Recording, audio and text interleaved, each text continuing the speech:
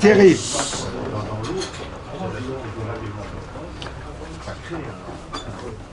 S'il vous plaît, le frère Thierry voulait nous parler. Donc ce soir, le sujet de la conférence va être les États de facto, les États de fait, sans reconnaissance internationale. Là, on ne parle pas des États de fantaisie comme l'Araucanie ou d'autres petits États folkloriques. Et en général, ils sont toujours protégés par une puissance. Cette conférence est reliée à une conférence qui a eu lieu au début septembre d'un professeur de droit de Montpellier sur identité nationale et droits de l'homme. Théoriquement, l'homme a le droit à une patrie, et bien souvent, la politique moderne les en prive. On pourrait se demander ce que c'est un phénomène récent, surtout depuis, vous me contredirez peut-être, où le droit naturel occidental, le droit naturel chrétien, a été subverti par l'idéologie protestante, en particulier par Grotius. Et on voit toute la politique européenne, après le traité de Westphalie, qui va basculer. Je vais être très bref. On peut penser à l'Ossétie, l'Abkhazie et d'autres petits États, ou même la République de Donetsk, où le cercle, la semaine prochaine, va faire un convoi humanitaire, car le combat doit se mener sur tous les fronts. Qu'est-ce qu'on voit? Que ces États n'ont pas de reconnaissance étatique, alors qu'ils ont tous les attributs ou tous les signes qui devraient les faire admettre dans le concert des nations. Et l'Europe moderne ou l'Europe anglo-américaine crée, et on l'a vu récemment, entre autres au Kosovo, un État factice. Je pense en avoir assez dit. À vous, cher ami. Bien, je vous remercie. En fait, bon, d'abord, commençons par rappeler un petit peu ce qu'est un État. Alors, je vais donner une définition de l'État, qui est, cette définition, on la trouve, elle a été produite par la commission d'arbitrage de la Conférence européenne pour la paix en Yougoslavie. L'État est communément défini comme une collectivité qui se compose d'un territoire et d'une population soumise à un pouvoir politique organisé et se caractérise par la souveraineté. Alors, il y a des États de facto, ça s'oppose à l'État de jure. Qu'est-ce qu'il manque donc à l'État de facto? Eh bien, c'est la reconnaissance d'État.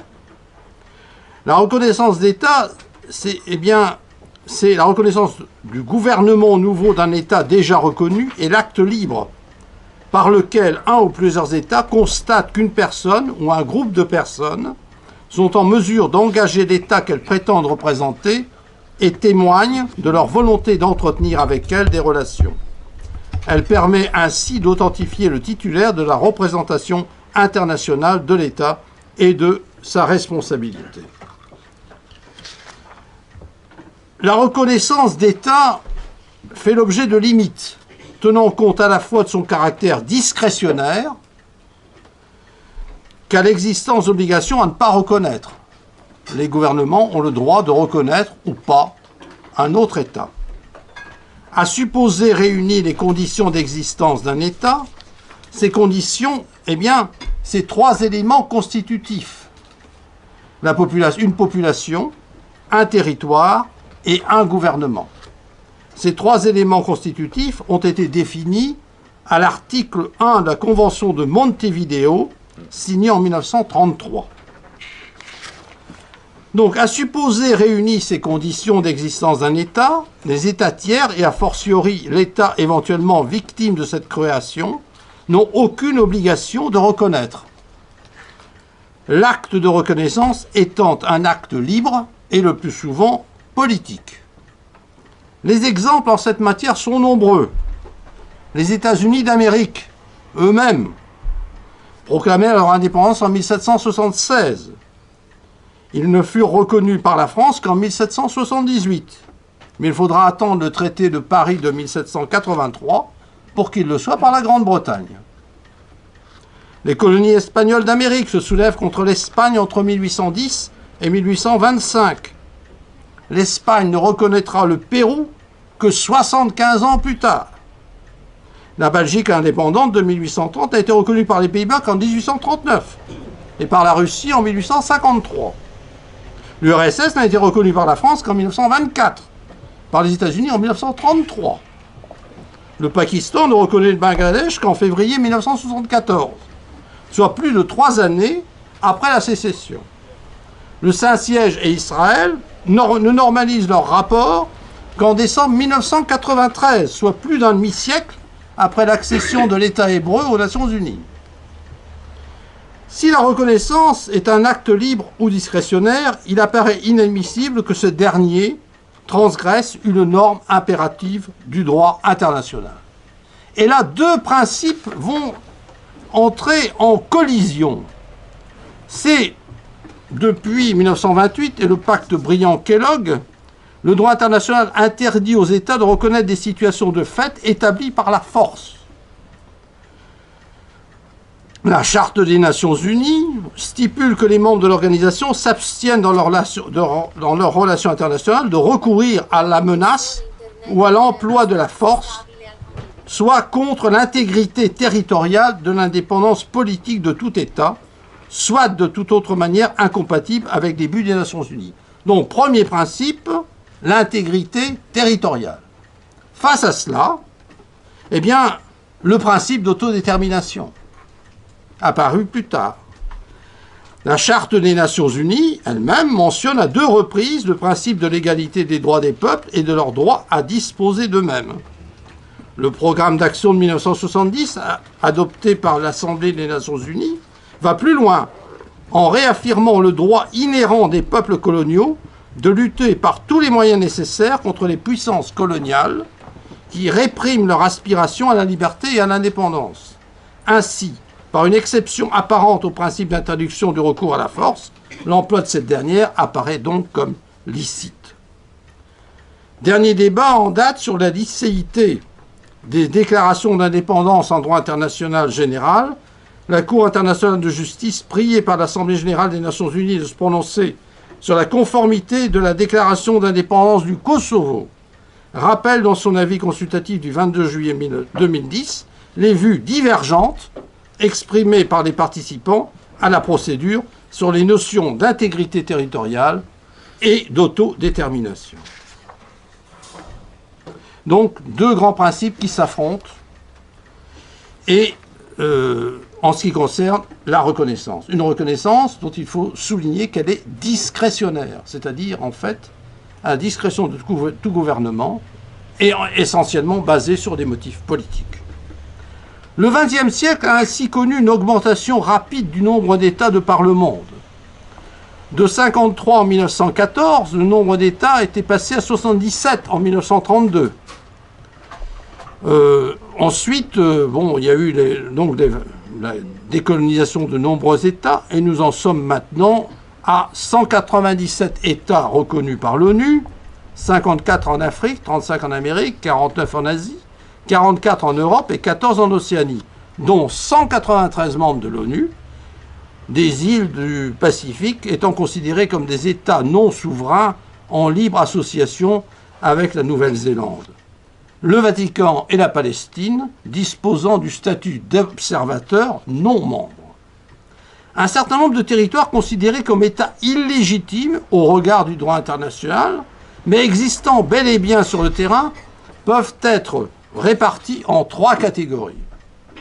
Les pays disposant d'une reconnaissance par au moins 2 autres États, fussent-ils de facto. Le Kosovo, par environ 130 pays. La République arabe sahraoui démocratique, par 32 pays, essentiellement africains. Taïwan ou la République de Chine, qui entretient toujours des relations diplomatiques avec 23 États. L'Abkhazie, reconnue par 6 pays. Fédération de Russie, Venezuela, Nicaragua, Nauru, Tuvalu et Vanuatu. l'Ossétie du Sud par les mêmes 6 pays. La République moldave de Transnistrie, Pridniestrovie, reconnue par 3 États non membres de l'ONU, Abkhazie, Ossétie du Sud et Haut-Karabakh. Le Haut-Karabakh, reconnu par l'Abkhazie, l'Ossétie du Sud et la Transnistrie, pas l'Arménie. Deuxième catégorie, des pays autoproclamés indépendants, mais sans plus de reconnaissance internationale que celle d'un autre État. La République turque de Chypre Nord, reconnue par la seule Turquie. L'Azad Cachemire, considéré par le Pakistan comme un État souverain. Troisième catégorie, des États autoproclamés indépendants, sans qu'aucun pays ne les ait reconnus. Le Somaliland, ayant proclamé en 1991 le recouvrement de son indépendance de la Somalie. Le Puntland, également dans l'ancienne Somalie, autoproclamé en 1998. L'État indépendant de l'Azawad, c'est-à-dire le Nord Mali, ayant proclamé son indépendance du Mali le 6 avril 2012. Les Touaregs. Les études menées par les politologues, spécialistes du droit international, géopoliticiens et géographes, ne permettent pas de dégager de réel consensus pour définir ces singularités de l'ordre international. Lors d'une conférence prononcée devant le Parlement européen en 2008, celui qui peut apparaître comme le précurseur de l'étude sur les États de facto, Scott Pegg, professeur à l'Université d'Indiana, en donnait la définition suivante. Dans mon acception du terme, dit-il, il existe 6 éléments de base de la définition d'un État de facto. Un chiffre qui dérive de l'article 1 de la Convention de 1933 sur les droits et devoirs des États. En premier, un pouvoir politique organisé qui dispose d'un soutien populaire. Deuxièmement, ce pouvoir détient suffisamment de capacité pour offrir une gouvernance ou des services gouvernementaux à une population définie. Troisièmement, l'État de facto contrôle effectivement son territoire ou une grande majorité de celui-ci pour une période d'au moins 2 années. Quatrièmement, l'État de facto a conscience de pouvoir entrer en relation avec d'autres États. Finalement, l'État de facto n'est cependant pas en mesure de voir reconnaître sa souveraineté et demeure en tout ou partie non reconnu par la communauté internationale des États souverains. Paul Kolsto de l'université d'Oslo fait remarquer que les États de facto recèlent une énigme. En plus du fait qu'il leur manque la reconnaissance internationale, la plupart d'entre eux manquent également de solides structures étatiques. Et cependant, ils existent de manière indubitable. 5 facteurs permettraient d'expliquer la viabilité de ces États de facto non reconnus. Les efforts apportés à la construction d'une identité nationale commune parmi les habitants au travers de symboles, de propagande, d'écriture de l'histoire, de développement ou l'invention de traditions et cultures nationales, cela au détriment de la mise en place d'une structure d'État proprement dite. La faiblesse de l'État auquel l'État de facto était jusqu'alors rattaché, qu'il s'agisse à titre d'exemple de la Moldavie, de la Géorgie, de l'Azerbaïdjan, comme du Congo en 1960 ou de la Chine en 1931 vis-à-vis du Mandchoukouo. L'existence d'un pouvoir et d'une société militarisée. Le soutien d'un État protecteur, qu'il s'agisse comme exemple de la Turquie pour la République turque de Chypre Nord, de la Yougoslavie et des autorités serbes pour la Republika Srpska Krajina ou la République serbe de Bosnie. Le manque d'implication de la communauté internationale, pourvoyeuse seulement de bons offices, à l'exception peut-être dans la mise sur pied d'un État de facto au Kosovo. Alors Mikhail Rifkin parle d'un phénomène des quasi-États. Il parle non pas d'État de facto, mais de quasi-États, détachés de leur État d'origine à cause d'un conflit ethnique ou religieux, ou lors de la désintégration de cet État. Les erreurs dans la politique des anciens États d'origine, devenant indépendants, contribuent à l'éclatement. Dov Lynch, lui, parle d'États séparatistes ou autoproclamés. Dov Lynch insiste sur la distinction apportée entre le principe du droit à l'autodétermination et les règles définies pour son application, limitées aux seules anciennes colonies, la Déclaration des Nations Unies dénonçant toute atteinte visant à la rupture partielle ou totale de l'unité nationale et d'intégrité d'un pays. Alors, Charles King et Daniel Beeman, de l'université américaine de Georgetown, notent que la guerre de 2008 entre la Géorgie et la Russie avait été en fait occasionnée par un potentiel explosif engendré par l'existence, alors eux parlent d'États fantômes, des endroits qui entretiennent, alors là ils sont beaucoup plus négatifs vis-à-vis de ces États, des endroits qui entretiennent des forces militaires, occupant l'espace nébuleux entre l'existence de facto et la légitimité internationale, États fantômes qualifiés de souvent corrompus, dirigés par des seigneurs de la guerre et frappés par le trafic de drogue ou autres activités illégales. Mais la transparence gouvernementale des élections libres et une politique empreinte de paix sont aussi vitales pour les États fantômes que pour les États reconnus comme tels. Si les États fantômes se conduisent correctement, ils doivent se voir offrir une voie vers la légitimité par les grandes puissances mondiales. Les réformes politiques et économiques peuvent être menées en parallèle et même étayer les discussions sur l'accession à la souveraineté. Alors, il y a un spécialiste également des États de facto, c'est Vladimir Kolosov, directeur du Centre d'études géopolitiques à l'Institut de géographie de l'Académie des sciences de Russie. Alors, il indique que les pseudo-États, il parle de pseudo-États, comme préfiguration de la géopolitique postmoderne. Il pense que la nature de plus en plus fragile des frontières politiques est due à la globalisation de l'économie, responsable de l'apparition de trous noirs géopolitiques, des pseudo-États constituant autant de symboles de géopolitique postmoderne, le plus souvent négligés dans les codes géopolitiques des stratèges occidentaux qui se focalisent sur les États disposant de ressources globales ou de liens historiques ou culturels importants avec les États pivots.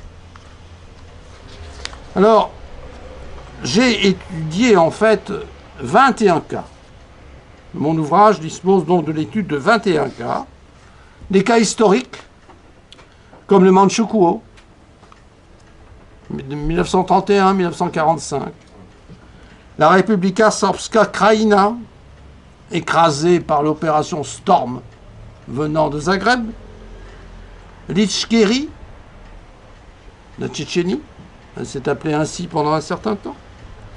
On trouve des cas également dans l'ex-URSS, la Transnistrie, l'Abkhazie, l'Ossétie du Sud et le Haut-Karabakh. Mais on trouve ce phénomène également en Afrique, après la décolonisation. Le Katanga, on l'a oublié, le Biafra, la Rhodésie, qui s'était autoproclamée indépendante, les Bantoustans, on avait créé à une certaine époque, deux États de facto devenus de jure, l'Érythrée, le Sud-Soudan. Des États toujours considérés comme de facto, le Somaliland et le Puntland, la République arabe sahraoui démocratique, l'Azawad. L'Azawad, c'est-à-dire le Nord Mali. Et ailleurs de par le monde, eh bien la République turque de Chypre Nord, Taïwan, Kosovo, Palestine, et même un cas dans le Pacifique avec la République de Mé-Kamui sur l'île de Bougainville, qui avait décrété son indépendance par rapport à la Papouasie-Nouvelle-Guinée. Alors, que faire en fait que doivent faire les États de facto une fois qu'ils se sont proclamés? Eh bien, ils sont face en fait à de nombreux défis. D'abord, mettre sur pied et renforcer un État fonctionnel à l'instar de nombre d'États nationaux, et ainsi que défini par Charles Tilly, c'est-à-dire qui définit en fait l'État national, c'est-à-dire émergence d'un personnel spécialisé, contrôle d'un territoire consolidé, établissement de la loyauté, continuité d'institutions permanentes dans un État centralisé et autonome, qui détiennent le monopole de la violence sur une population donnée. Deuxième défi, après le plus souvent une période post-conflit, recueillir l'approbation d'une majorité de la population par l'appel à un référendum entérinant la séparation avec l'État métropole. Par exemple, le référendum sur la nouvelle constitution abkhaze en 1994, avec 87,6% de votants l'approuvant à 99,7%. Celui tenu au Soudan Sud du 9 au 15 janvier 2011, avec 99% en faveur de l'indépendance.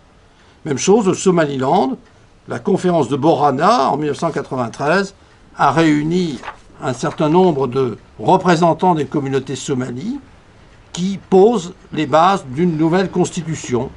Nouvelle constitution du Somaliland, qui existe toujours jusqu'à présent, et qui, en fait, leur constitution, une sorte de calque des autorités qui se... En fait, la constitution, on ne peut pas parler de constitution, mais du Parlement, par exemple, Parlement à 2 chambres, avec une chambre élue et une chambre des sages, un peu comme la chambre des communes et la chambre des lords. Troisième défi, mettre en place les attributs symboliques de la souveraineté, comme un texte constitutif, un drapeau, un hymne national, l'élection du chef de l'État et d'institutions représentatives, une banque centrale, une monnaie, elle existe en Transnistrie, elle existe au Somaliland, une armée, une police, des gardes frontières, des services de santé et d'éducation, une collecte des impôts, parfois un ombudsman, et autres dispositions permettant d'échapper à la qualification de trou noir ou au mieux de zone grise pour se rapprocher du statut d'État souverain à revendiquer, apte à revendiquer la souveraineté internationale. Quatrième défi, c'est tendre autant que possible dans l'état d'ignorance et de discrimination que lui inflige la communauté internationale à la mise en place d'une société civile plurielle et de médias indépendants. On retrouve cela au Somaliland, avec des partis politiques organisés.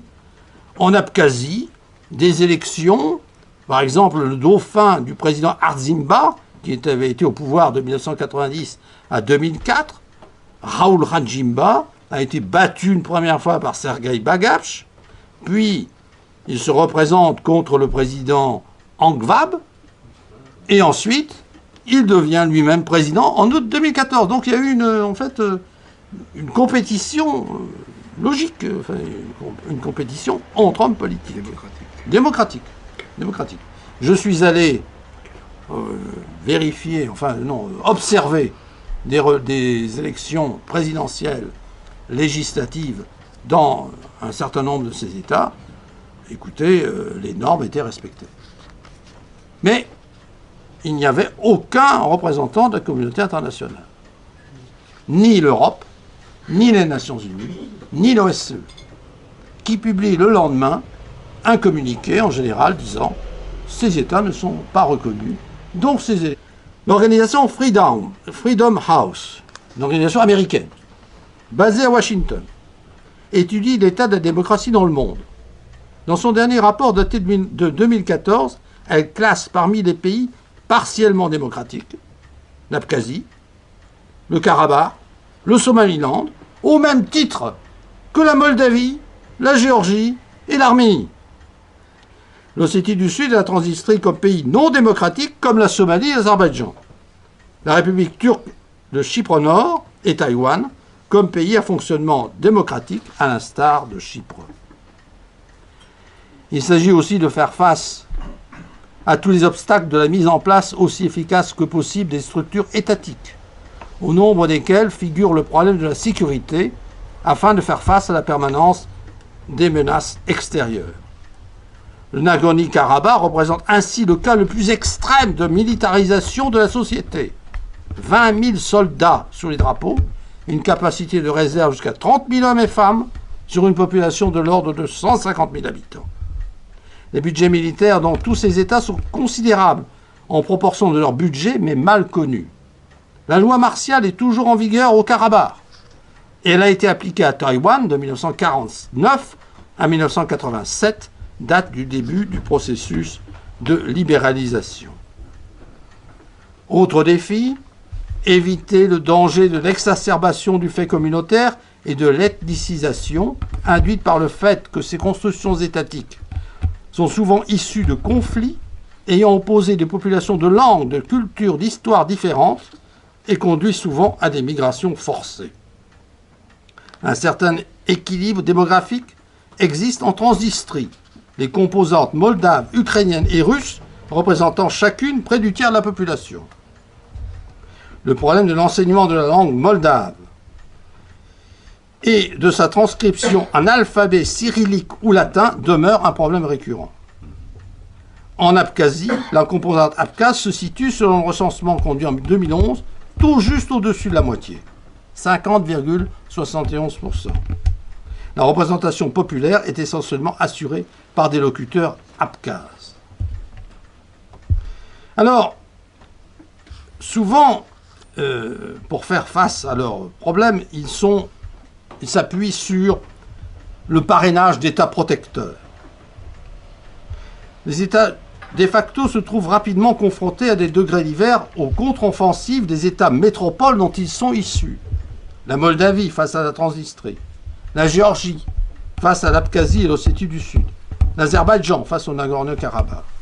On pourrait également citer la Serbie face au Kosovo, le Maroc et la République arabe sahraouie démocratique. Longtemps, la République populaire de Chine, la République de Chine, Taïwan. En son temps, l'Éthiopie et l'Érythrée. Cette confrontation peut se concrétiser sous différents aspects. Cohabitation musclée, sans victimes, comme ce qui se passe entre la Moldavie et la Transnistrie, jusqu'à maintenir un état de guerre de position avec son lot de victimes comptabilisées de manière quasiment quotidienne entre l'Azerbaïdjan et le Karabakh. Certains liens économiques peuvent être maintenus, ainsi entre la Moldavie et la Transnistrie, mais ils sont en général voués à se distendre. Les relations entre États métropoles et de facto demeurent ainsi largement indéterminées dès la signature de cessation des hostilités les ayant opposées, obligeant les États de facto à rechercher le patronage d'autres puissances susceptibles de leur apporter aide et protection. Le rôle de la Fédération de Russie est primordial à l'état des États de facto issus de la désintégration de l'Union soviétique. L'Abkhazie, la Fédération de Russie a reconnu l'Abkhazie et l'Ossétie du Sud.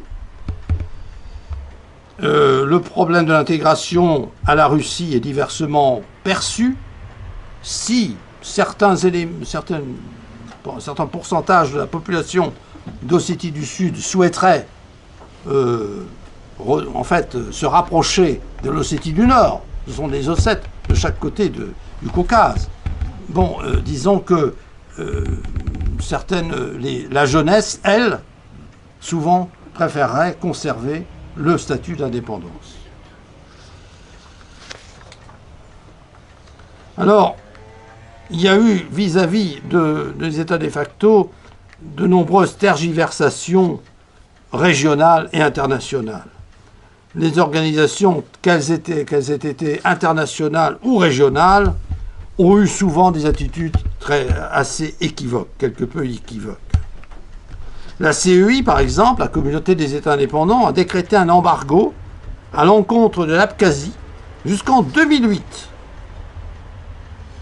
Au Nagorno-Karabakh, la présence de l'OSCE sur le terrain est dérisoire et les avancées du groupe de Minsk limitées à la négociation du cessez-le-feu en 1994.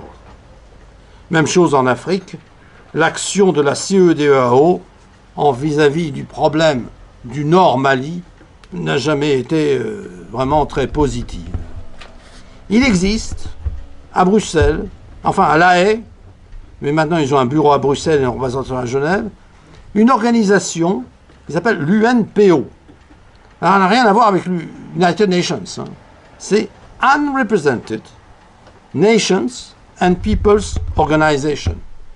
C'est l'organisation des nations et des peuples non représentés, fondée en 1991, qui regroupe 42 membres, dont plusieurs États de facto ou leurs représentants. Mais ils vont au-delà des États de facto.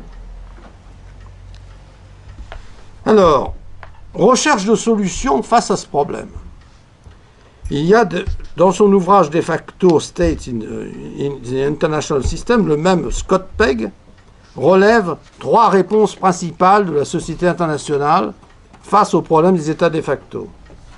Une opposition franche par le recours à des sanctions et une levée d'embargo.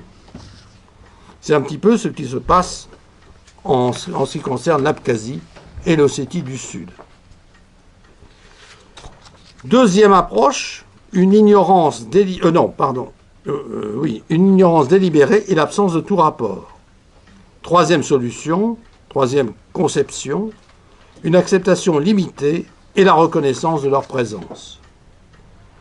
Sur la deuxième, c'est-à-dire une ignorance délibérée et l'absence de tout rapport, on peut citer par exemple le Somaliland,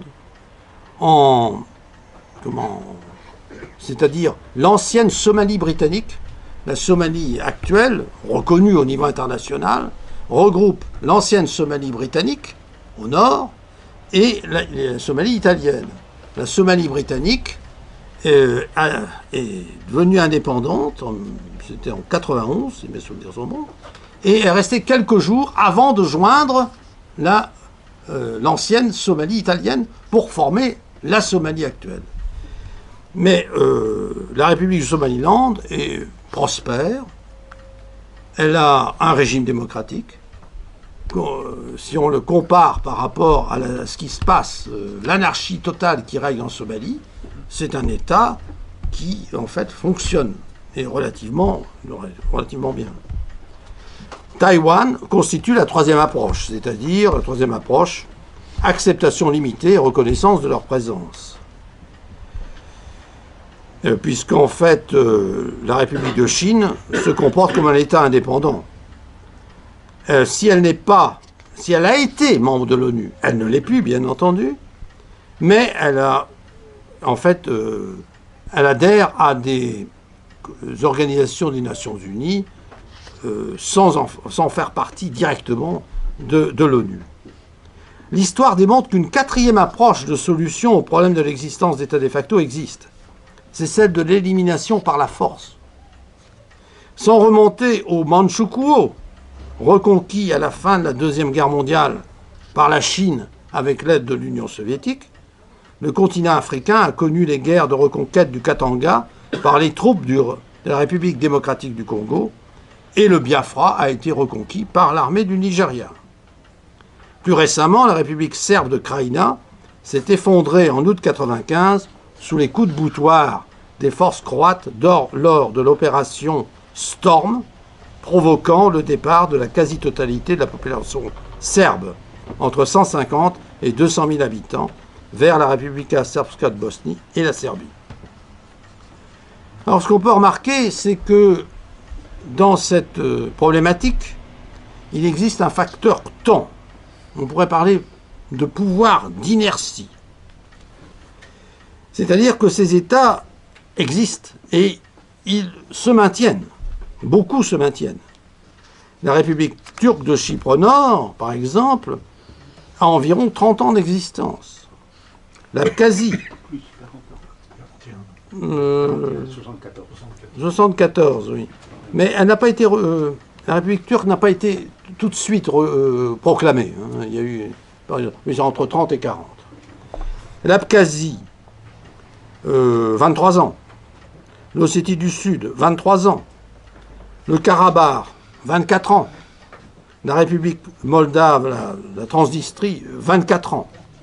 En Afrique, le Somaliland, depuis 91.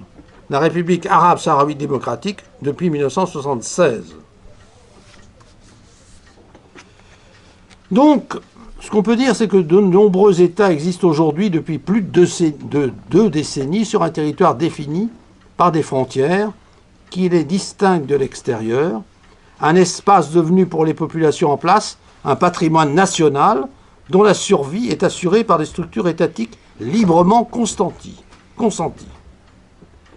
Le temps pour ce faire est, dans nombre de cas, leur principal allié, les États de facto n'ayant aucune intention de disparaître de leur propre volonté, ajoutant aussi à la solidité de leurs institutions. La non-reconnaissance ne saurait en aucune manière les condamner à l'oubli ou à l'abandon, ne serait-ce que pour éviter la reprise de conflits affectant des zones considérées comme de non-droit. Le phénomène des États de facto est sans doute plus que de régresser sous diverses pressions, destiné à s'étendre, alors que le principe de l'autodétermination est aujourd'hui de plus en plus revendiqué. Quelques exemples. L'Union européenne connaît actuellement une dynamique d'éclatement, alors que l'Écosse, la Catalogne, la Flandre, sans omettre le Pays basque, la Vénétie, la Corse, manifestent des velléités indépendantistes. Quelle sera la réponse de l'Union quant à l'appartenance, peut-être, d'une Écosse ou d'une Catalogne indépendante? Aucune convention, accord ou fait de coutume n'apporte la réponse. Les bouleversements au Proche et au Moyen-Orient recèlent de nouvelles questions. Face à l'éclatement de constructions étatiques créées sur le mode artificiel à la fin de la Première Guerre mondiale, ainsi le Levant et la Mésopotamie, partagés par les accords secrets Sykes-Picot du 16 mai 1916. Le Kurdistan pourrait être amené à proclamer son indépendance, le Kurdistan au moins irakien. Que dire de l'État islamique en Irak et au Levant? Daesh, est-ce un État? Est-ce un État de facto? Point d'interrogation. Dans une Libye en plein chaos, la question d'une séparation de la Cyrénaïque est souvent évoquée. Le continent africain n'est pas non plus à l'abri d'une remise en cause des frontières de la colonisation. Deux États, l'Érythrée sur des bases coloniales, le Soudan Sud sur des limites administratives ayant déjà été reconnues par la communauté internationale. Que fait-on avec Boko Haram? Que devient l'Azawad? Nombre de questions restent ainsi irrésolues, contribuant à l'éventualité plus que probable d'un accroissement du nombre de ces anomalies du droit international. L'acuité des problèmes posés requiert de manière urgente des clarifications sur le concept de la souveraineté westphalienne et de ses trois principes. Souveraineté des États allant de pair avec le droit fondamental à l'autodétermination, égalité juridique entre les États, non-intervention dans les affaires intérieures d'un autre État. La place et l'avenir des États de facto restent plus que jamais à définir.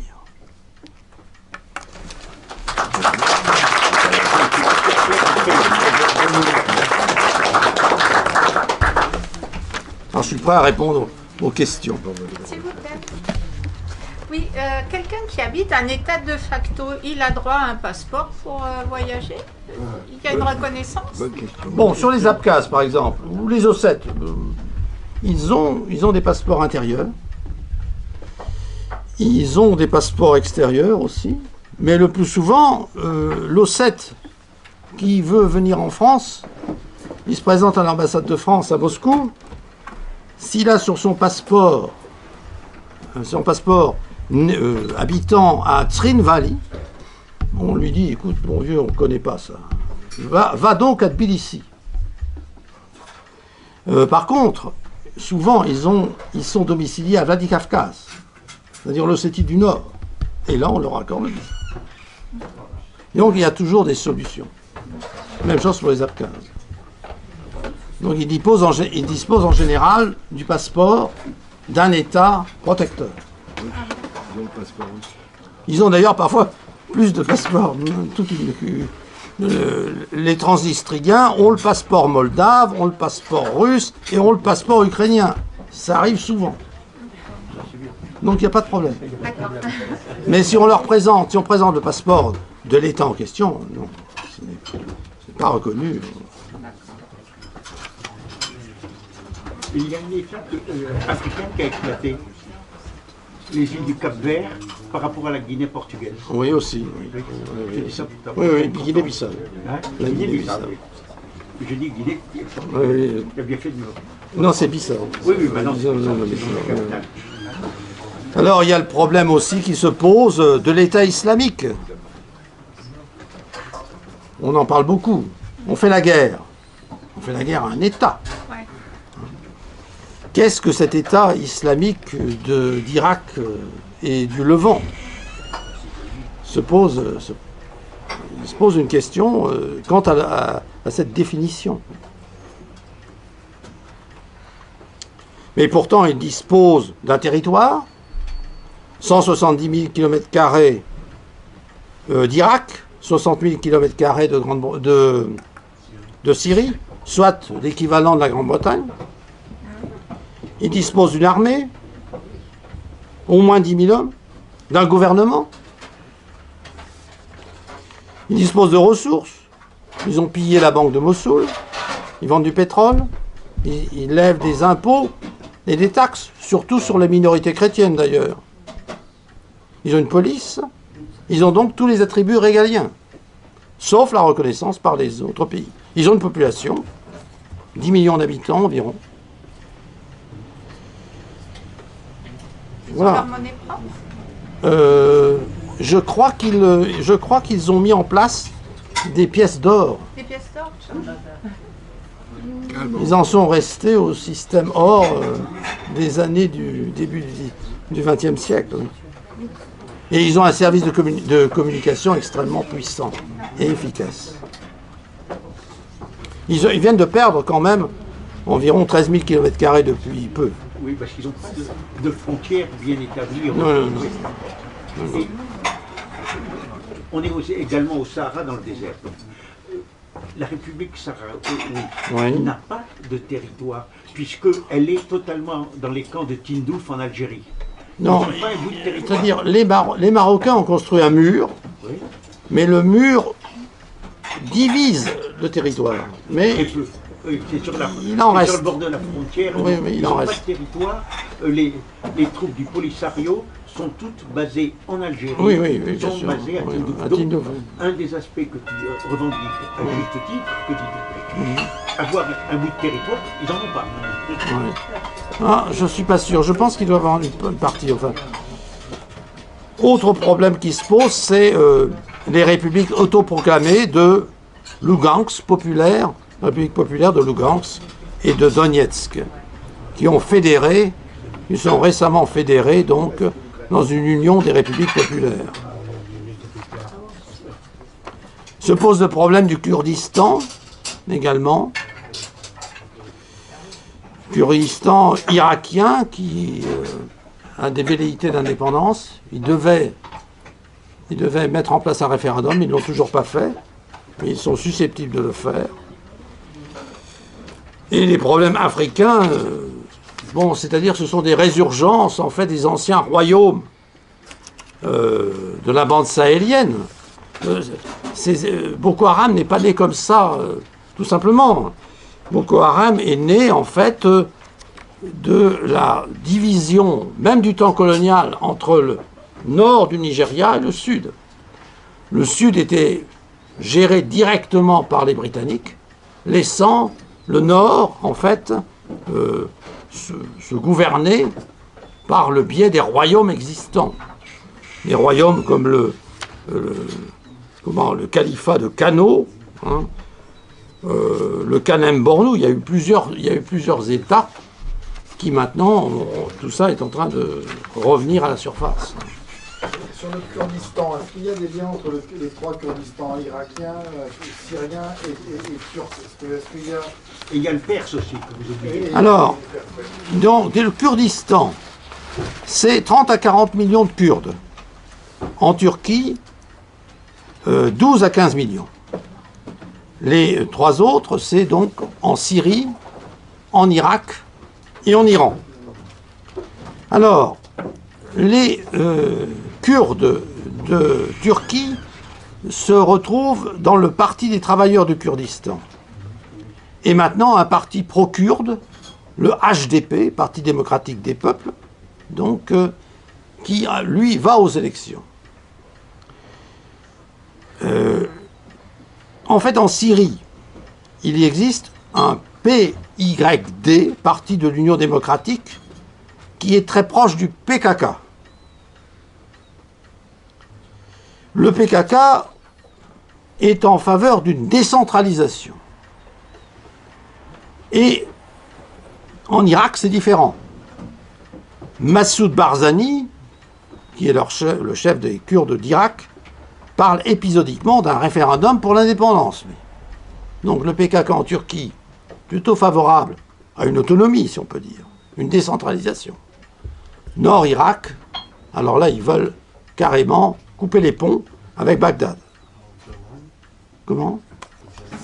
Öcalan, oui, il est toujours en prison. Il est toujours en prison. Et le chef du PKK, mais il est en prison depuis de nombreuses années. Et je ne pense pas que ce soit le souhait d'Erdogan de le voir libéré. Hein. Surtout actuellement. Surtout que le patron Öcalan était communiste. Oui. Non seulement il y avait le problème national, mais il y avait le problème politique. Oui. Oui, un grand merci pour cette photographie. C'est complète, mais en revanche, vous n'avez pas posé le problème des motivations, en règle générale, diverses, même si demain elles ne deviennent pas loi, qui poussent des États, des populations à demander leur autonomie. Le Biafra, la France était pour l'indépendance Oui, Biafra en 1969. On les a appuyés. On les a appuyés. Le Biafra avait toutes les légitimités. Toute la légitimité. Une langue, une religion, une culture, une ethnie et des matières premières originales.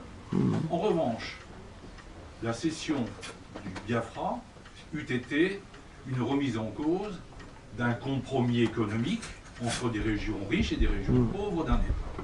Aujourd'hui, on a environ 200 États dans le monde. Je crois qu'il y a 4 à 500 mouvements indépendantistes dans le monde. Aujourd'hui, il est déjà difficile d'avoir une politique planétaire de l'environnement.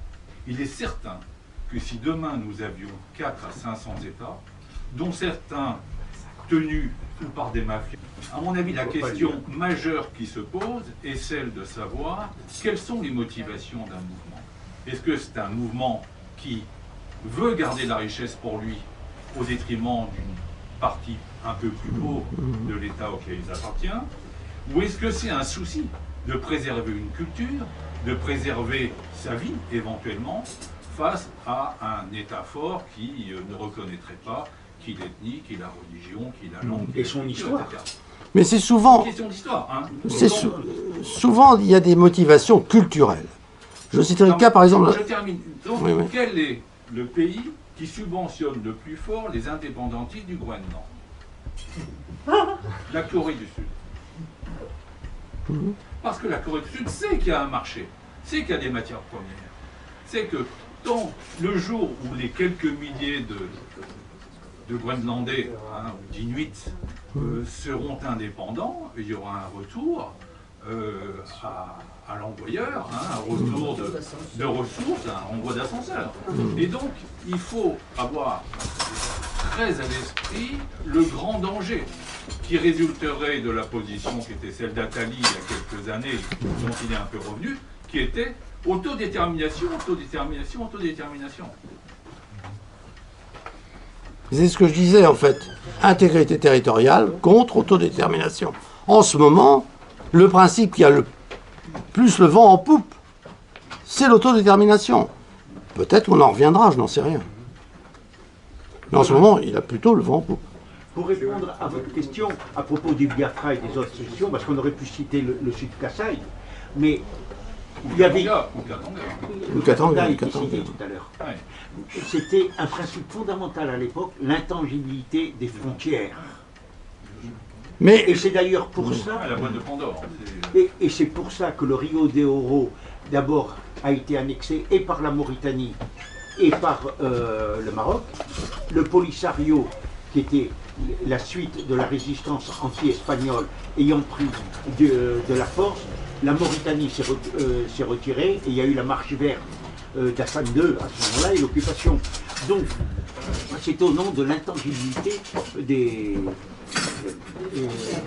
frontières. Et il y avait un autre problème qui était le contentieux entre le Maroc et l'Algérie. Rappelez-vous la guerre des sables autour de Tindouf, justement avec Colomb Béchar. C'était le conflit avec Boumedienne, qui était à ce moment-là le président de la République, parce qu'ils avaient des visées pour avoir accès directement, je parle de l'Algérie, sur l'Atlantique. Et à l'époque, ils hébergeaient les mouvements indépendantistes canariens. Mais l'Union africaine a évolué là-dessus. il y avait intangibilité des frontières dans la charte de l'OUA. Mais depuis, l'Érythrée et le Soudan Sud sont indépendants. Soudan Sud, d'ailleurs, en plein chaos. L'Érythrée, avec un régime... C'est la partie pauvre qui fait sécession, il est rare moral. Hein. Oui, oui. Oui. Le Darfour. Le Darfour, oui, c'est pas... C'est vrai. Oui. Est-ce qu'on peut situer votre réflexion dans la perspective que dégage l'historien des institutions militaires suisse Bernard Wicht, pas si ce nom vous dit quelque chose, et qui développe une réflexion sur ce qu'il appelle depuis la guerre de 14 le dépérissement des États-nations. Je n'en dis pas plus, mais il situe ça dans une perspective historique sur le temps long, et il prend un exemple, il va plus loin encore, il prend un exemple, évidemment c'est un historien des institutions militaires, du Hezbollah. Il dit voilà une entité qui n'a pas de territoire, qui n'a pas de population définie, qui n'a rien, mais qui a la seule chose qui compte aujourd'hui, il a une force armée. Alors certes, elle dépend de Téhéran, tout ce qu'on veut, mais son exemple est assez saisissant. Et il dit, il a beaucoup d'humour par ailleurs, et il dit, il y a dans le monde, il y a un autre État qui peut espérer postuler à ce statut, c'est le Suisse-Hollande. Il voit la Suisse, effectivement, comme une espèce d'entité de ce type. Enfin, ça, c'est le côté humoristique. Mais ce qui est intéressant, c'est sa notion de, quand il fait cette référence au Hezbollah. Et simplement, donc c'est une question que je vous pose. Simplement, j'apporte une toute petite note. C'est qu'un de mes amis que nous connaissions, d'ailleurs, je crois, Mélenec, était proviseur du lycée français de Saïda. Et il nous a dit, j'étais le proviseur du lycée du Hezbollah. Car tous les chefs du Hezbollah mettaient leurs enfants au lycée français de Saïda. Donc il dit non, ils avaient même un ministère de l'éducation nationale. Voilà. Donc simplement la question c'est ça, on peut situer votre réflexion dans cette perspective d'un monde qui tend à effriter le traditionnel concept d'État-nation. Et pourtant, voilà. Tout le monde veut son État-nation. Oui, je sais pas, oui. Daesh. C'est pas un exemple moderne, Daesh a tous les attributs, en fait, pour d'un État qui pourrait être reconnu. Surtout la force armée. Surtout la force armée, oui.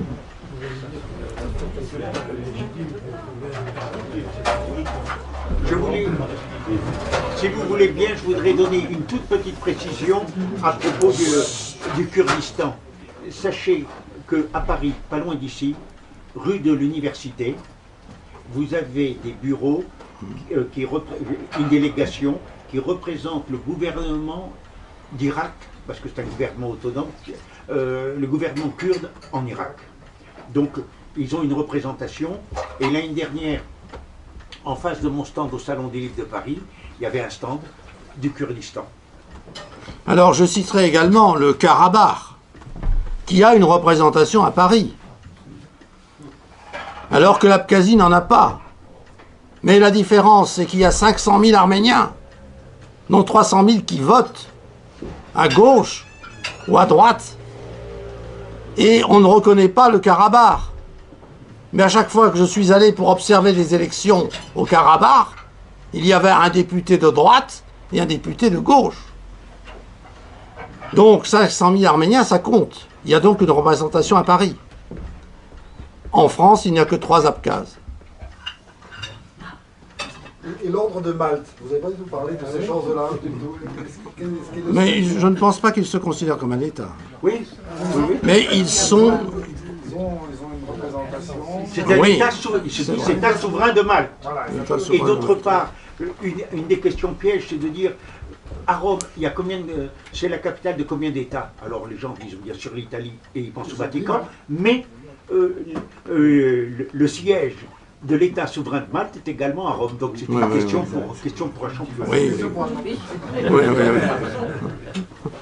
S'il vous plaît, après la guerre de 14, on a bien fait des accords qui ont déçu les Kurdes parce qu'il avait été question de donner un État souverain aux Basques et aux Kurdes. Aux Basques Oui, non, là c'est les Basques de Lausanne. Oui. Je ne sais pas lesquels, mais je sais qu'il y avait des populations qui ont été très très déçues parce qu'on leur avait plus ou moins... Il y a eu le traité de Sèvres, et ensuite il y a eu le traité de Lausanne. Et entre les deux, il y a eu la poussée d'Atatürk. Voilà, c'est ça. Parce que normalement, il aurait dû y avoir une Arménie beaucoup plus grande. Une Arménie sous protectorat, d'ailleurs, à l'époque, américain, au départ. Et cette Arménie s'est retrouvée, pour son congru. Qui c'est qui devait être sous protectorat américain? L'Arménie. Ah bon? Oui, les Américains. Avant que les autorités parlementaires américaines n'acceptent pas les traités en question. Ils se sont retirés. Au départ, il y avait un projet d'une Arménie beaucoup plus grande, sur une grande partie de l'Anatolie, sous protectorat américain. Quelle date? C'était le traité de Sèvres. Le traité de Sèvres. 1920, si mes souvenirs sont bons, celui de Lausanne, oui, 21, et Lausanne, 23. Donc en 2 ans, ah oui. Mais attention, en 2 ans, Atatürk a repris la totalité du contrôle de l'Anatolie. C'est là la différence. Par l'armée, quoi, par la guerre. Oui, absolument.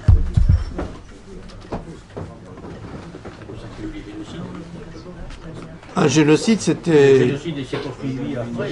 Non, 1915. Oui, mais quand ils ont... Alors, il y a eu les transferts de population. Oui. Non, génocide, c'est 15, 15-16. Oui, mais il n'y a pas eu après. Non, il y a eu un transfert avec la Grèce.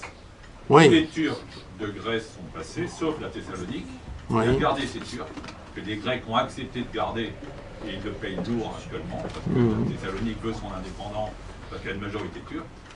En revanche, tous les Grecs d'Anatolie sont passés en Grèce. Mais il y a eu, ça s'est pas fait facilement, mais il n'y a pas eu de massacre. Non. Il y a eu au contraire des tragédies dans les villages, parce que les gens étaient très proches des Grecs et des Turcs. Et voir des Grecs qui souvent occupaient des postes très particuliers dans les villages, notamment médecins, etc. Les Turcs ne voulaient pas les voir partir. Ça n'a pas été une période si binaire et violente qu'on l'a dit, même s'il y a eu du traumatisme, même si les Grecs qui ont quitté Izmir, ils seraient bien restés à l'origine. Mais Izmir, il y a eu des massacres, parce que je connais un monsieur grec, maintenant il est mort, mais quand il était petit, il m'a dit, on a couru avec la famille dans l'eau parce que toute la ville a brûlé, quoi. Non, j'ai dit, il y a eu, tout s'est pas passé toujours très facilement, et globalement. Oui. Et les massacres, je crois, étaient plus anciens que ceux de 20-21, où il y a eu des transferts de population à l'initiative de Venizelos chez les Grecs et d'Atatürk chez les Turcs. Oui, c'était au moment de l'occupation par les Français de la Cilicie. Oui, la Cilicie aurait dû être sous contrôle français. Mandat français. Oui, le mandat allait jusqu'en Cilicie. Tout à fait. Mais Atatürk est arrivé avant. Et alors il y a eu quelque chose qui a traîné, c'était le Sanjak d'Alexandrette. Mais ça, c'est... On va faire ensuite une république d'Artaï, pendant 1 an ou 2 ans, entre 1900, je dis à peu près 37 et 39. C'est-à-dire ça a été... La France a lâché Alexandrette, aujourd'hui Iskenderun, en Turquie. Et pour justement essayer que la Turquie, tenter que la Turquie ne s'allie pas avec Hitler. Oui. On a payé, on ne savait pas ce qui allait nous arriver. On a évoqué aussi Daesh, on a évoqué Boko Haram. Il y a des mouvements aussi en Centrafrique et au Tchad. Ce qu'apportent souvent ces mouvements, même si ici on n'en voit que les énormités, c'est un état de droit. C'est-à-dire que par rapport à l'état de guerre larvé des factions, des hommes armés qui n'avaient plus d'employeurs et qui pillaient, aujourd'hui l'État islamique impose une justice radicale, on coupe la main, etc. Mais les gens ne voient pas leur récolte volée, pillée. Ils ont le fruit de leur travail. C'est vrai chez Boko Haram aussi, même si, quand ils font une razzia dans une école, enfin. Mais il n'y a pas que ça. Il y a la fonction d'un État, et notamment de l'État de droit, qu'ils remplissent, je veux dire, au moins pour partie. Des fonctions régaliennes. Des fonctions régaliennes. Et sur la base d'États préexistants. souvent. Ils retrouvent en fait des racines dans des États. Il y a eu toute une série de royaumes à cet endroit-là, en particulier les Haoussa, le Bornou, le Kanem, toute cette zone-là. Et même au Sénégal, il y avait le Fouta Toro, en Guinée, il y avait le Fouta Djallon. Il y avait des royaumes à l'époque, avant la colonisation. Donc on retrouve des résurgences de cela. Donc c'est pour dire qu'on ne battra pas ces institutions si on se polarise sur la santé et l'éducation. Non. Il faudra d'abord se polariser sur l'état de droit, sur la justice, la sécurité des biens et des personnes. C'est le fondamental, c'est le b.a.-ba d'une reprise économique, d'un petit peu de croissance, etc. La santé et l'éducation peuvent venir après. Et souvent, l'Occident s'est un peu trompé dans les priorités. On a mis l'éducation et la santé. Mais d'abord, il faut assurer que celui qui cultive, il ne va pas être pillé. On ne va pas lui voler la semence de l'année suivante. Donc c'est une remise en cause de quelques priorités telles qu'on les voyait depuis quelques décennies. Excusez-moi, je ne crois pas que Daesh revendique un État, puisqu'il veut revenir aux sources les plus fondamentales de l'islam, c'est-à-dire la Loumma.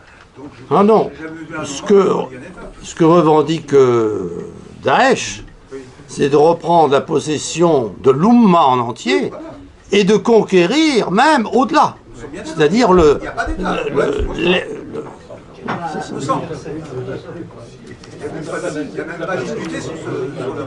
Non, simplement... Non. Mais le problème, c'est que nous entrons en guerre. Nous entrons en guerre contre quoi ou contre qui? En général, on fait la guerre à un État. C'est ça aujourd'hui le conflit. Mais pour parce que l'Amérique soutient, si vous dites le Qatar soutient, c'est un secret de polichinelle. C'est bien les États-Unis contre le seul pion aujourd'hui, c'est un comble. La Russie, qui il y a quelques années était l'horreur du communisme, est devenue aujourd'hui, pour moi, à mon sens, le champion du bigard. On n'est plus un seul pôle, ce que les Américains ne supportent pas. Enfin, le condominium militaire militaro-américain et ses lobbies préférés. Voilà. Moi, je ne crois pas qu'il y ait de conflit ailleurs que ce conflit général au niveau du monde. Pour revenir à l'Afrique, il y a des États qui avaient des frontières un peu factices. On a coupé des populations par les frontières telles au milieu. Par exemple, au Cameroun, on l'a vu. Mais ce qui pousse les tentatives de sécession, on n'en a pas parlé et elles sont maintenant en repli, c'est la Casamance par rapport au Sénégal qui pourtant n'est pas grand. Pendant 10-15 ans, il y avait des maquis. Et par contre, tout récent, il y a 15 jours, ça semble ne pas prendre forme, mais dans le nord de la République centrafricaine, qui est en état difficile, il y a des élections depuis le renversement de Bozizé, eh bien, les séculars, qui est une insurrection musulmane, ils ont créé un État indépendant sur le papier, je ne connais pas du tout, c'est récent, il y a 10 jours exactement. Il appelle la République de Logne, Logne étant un oued ou une rivière qui traverse. Le Logone, oui. Mais sur donc, même ces États issus psychologiquement de l'État islamique, Boko Haram ou ailleurs, peuvent susciter l'éclatement de certains des pays. En fait, selon le géographe Michel Fouché, 87% des frontières du continent africain, soit 70 000 sur un total de 80 000 km, donc selon certains calculs, 44% des frontières entre États africains sont tracées selon des lignes astronomiques, 33% des lignes mathématiques et 26% seulement des limites de géographie physique, dire fleuve, sommet de montagne ou point d'eau. Et jamais d'ethnie. Jamais d'ethnie. Non, ça a été... D'ailleurs, il y a un prix Nobel de littérature nigérian, Wole Soyinka, qui rappelle dans un ouvrage récent, Off Africa, que l'Afrique demeure une fiction monumentale de la créativité européenne. chaque soi-disant nation sur ce continent est un simple artifice commis par les intérêts de pouvoirs impérialistes que ni le pouvoir colonial et la période d'après les indépendances ont tenté et échoué à transformer en réalité durable et cohérente. Le même auteur nigérian appelait quelques années auparavant à nous asseoir et, munis d'une équerre et d'un compas, redessiner les frontières des nations africaines. Vaste programme. En même temps, ce sont des frontières les moins respectées par les populations. Des gens viennent, des gens vont. Donc, des frontières, nous on les voit, eux ils ne les voient pas. Oui. Non, Ça dépend des pays. Il y a des pays qui ont des frontières très très strictes. Oui. Si vous voyez les pays, vous n'en faites pas. Comme ça. On passe à travers la brousse. Ah, on ne fait pas tous les pays. Non, Mais beaucoup. Bravo, Maurice. Tu as été très complet. Non, vous avez passionné votre histoire. Hein. Je ne sais pas. Il y a autant de réponses, il y a autant de questions. Ah oui. Ah oui. Pardon? Ah, écoutez, le mieux c'est mon bouquin. Oui, Jean. Non, je vais le montrer. Et il va en parler. Alors bon, il est en vente bien sûr. Hein? Je ne peux pas l'offrir. Non, mais bien sûr, vous le vendez combien? Je demande le prix qui est dessus. Attendez, s'il vous plaît. Pas de cadeau. Non, mais attendez. 27 €. 27 €.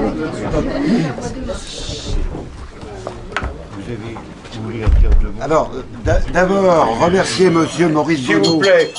Monsieur Maurice Bonneau, le remercier pour son exposé qui est quand même remarquable. Et avant de nous quitter, il souhaiterait vous le dédicacer au modique prix de 27 €. Donc si vous voulez acquérir ce livre, il est à votre disposition pour vous le dédicacer au prix de 27 €. Voilà, donc ça je suis très heureux de cet exposé et je pensais parler du même sujet, Et je pense mais que c'est tellement bien, vous avez tellement bien parlé qu'il ne me reste plus rien à dire. Bon. Je ne peux qu'approuver. Mon témoignage, je pensais, est aussi peut-être utile de montrer, c'est ma connaissance, c'est comme ça que j'ai rencontré M. Bonneau, c'est en Abkhazie, et de découvrir l'immensité de cette situation en Abkhazie, où le peuple a eu 10 000 morts pour son indépendance. Ils ne reviendront jamais au sein de la Géorgie, et on n'accepte pas cette indépendance, on ne veut pas les reconnaître, et c'est un blocage qui paraît absolument désastreux quand on voit la situation du pays qui ne peut vivre que du tourisme. C'est un superbe pays, l'Abkhazie, mais qui est réservé actuellement uniquement aux villégiatures des Russes. Les Occidentaux ne sont pas invités. Alors pendant que j'ai la parole, je la garde encore 2 secondes, pour vous dire que nous avons une association d'amitié avec la Russie, France-Russie, CEI, avec l'amitié avec l'Ossétie du Nord, et nous avons un grand bonheur d'avoir, quand il y a eu le Bataclan, d'avoir un retour sur notre investissement d'amitié avec la Russie, c'est-à-dire que les Ossètes, les Russes du Caucase, nous ont dit, la France, Paris, vous étiez avec nous en 2004 quand les terroristes nous ont frappés. Aujourd'hui, 11 ans après, vous avez maintenu une grande amitié, une grande solidarité, et aujourd'hui, nous vous annonçons qu'il y a eu des manifestations de rue à Vladivostok, et nous vous envoyons des messages pour vous dire qu'il y a 10 ans, la France était Beslan, mais qu'aujourd'hui, Beslan et l'Ossétie, nous sommes pour la France et nous sommes Paris.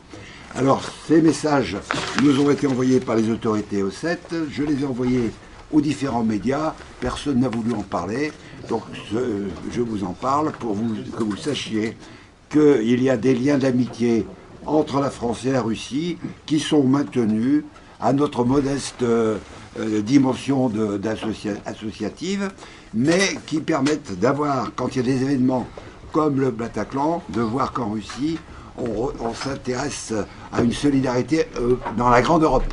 C'est important. Donc nous continuons dans ces projets de solidarité. Nous envoyons des polos. Actuellement, nous avons fabriqué des polos avec la Tour Eiffel que nous envoyons aux enfants du Donbass réfugiés en Russie. En Ossétie, il y a des dizaines d'orphelins qui sont réfugiés en Ossétie. Donc si vous voulez nous aider, nous acceptons les adhésions et les dons à notre activité.